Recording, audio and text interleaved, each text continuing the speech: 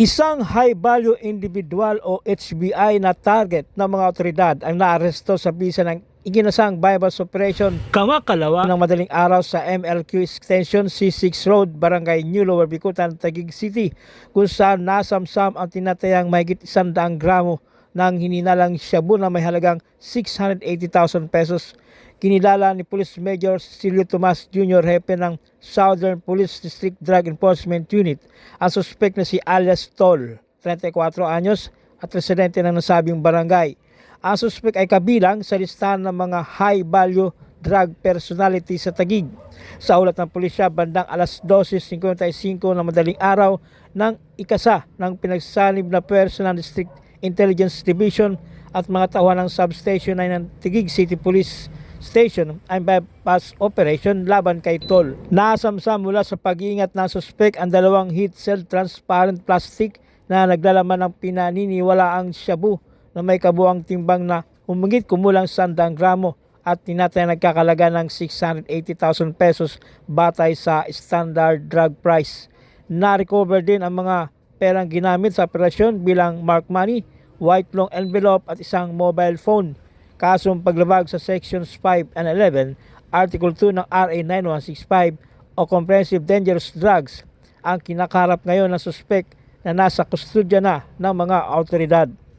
Ikaw ay inaaresto ko sa paglabag sa RA 9165 o Comprehensive Dangerous Drugs of 2002. Sa Section 5, Section 11, pagbibenta, pag-iingat ng pinagbabawal na gamot o shabu. Ikaw ay may karapatang manahimik o magsalita o hindi magsalita. Ano man ang iyong sasabihin ay pwedeng gamitin laban sa iyo saan mang korte sa Pilipinas. Ay may karapatang pumili ng sarili mong abogado kung may kakayahan at malaya. Kung hindi mo kayang bayaran ang serbisyo ng abogado, ikaw ay pagkakalooban ng ating gobyerno ng isa para sa iyo. Ay din may karapatang kumuha ng sarili mong doktor na tagasuri, physical examination. Kung wala kang kakayanan, serbisyo ng isang doktor, ay pagkakalooban din ng gobyerno. Hindi mo ba ang iyong karapatan ito? Witness lang po kami ng media dito. Ano yung ano? Kailangan po namin mag-witness na tama at kompleto po yung inaano sa inyo na kaso ng ating mga kapulisan. Sana po naintindihan niyo po yung binasa sa inyo ng Miranda rights, yung karapatan niyo po. Tignan lang yung tao po. Okay po? Timbog ang 4 na drug suspect sa magkahiwalay na bypass operation ng Taguig City Police, kung saan kanilang nakumpiska ang tinatayang 216,000 pesos na kabuang halaga ng shabu at marijuana. Kinilala ni Police Captain Kenny Kayad, hepe ng Station Drug Enforcement Unit, ang dalawang suspect na sina alias Jaymar, 20 anyos at alias Paul, 18 anyos, parehong residente ng Barangay Calzada, Tipas, at bagong street level individual sa listahan ng pulisya. Dakong alas 8 GIS kagabi nang maaresto ang dalawa sa Casas Compound, Barangay Calzada, Tipas, Taguig City. Batay sa ulat, nagsagawa ng bypass operation ang mga operatiba ng SDEU bilang tugon sa ulat ng isang concerned citizen hinggil sa illegal peddling activity ng mga suspect. Isang pulis ang umaktong pusher buyer at bumili ng 200 pisong halaga ng shabu bilang bypass money sa mga suspect na naging dahilan ng kanilang pagkakaaresto.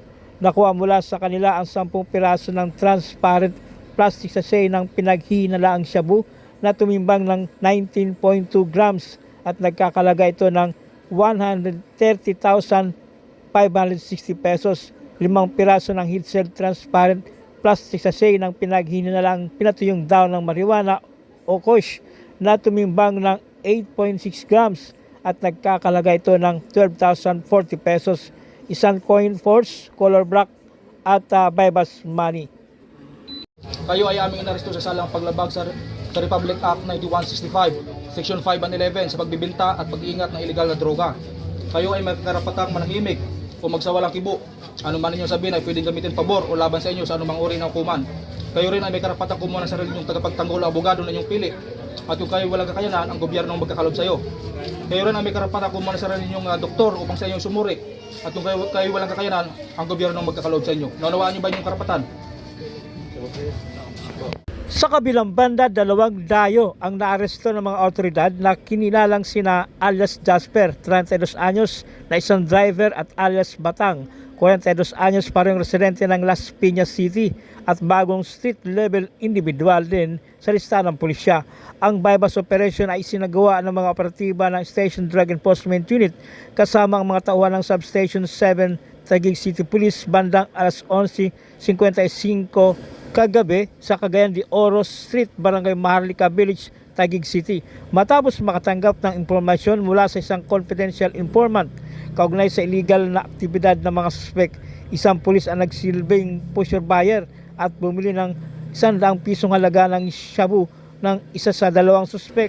Sa ibinigay na pre-arranged signal ay inaresto sila ng mga operatiba na kumpiska sa kanilang posesyon ang 7 heat cell transparent plastic sachet ng hininalang shabu na tumimbang ng 10.8 grams at nagkakalaga ito ng 73,440 pesos, isang unit ng caliber 38 na kargado ng 4 na bala, isang coin purse color black, isang piraso ng bill bag at bypass money.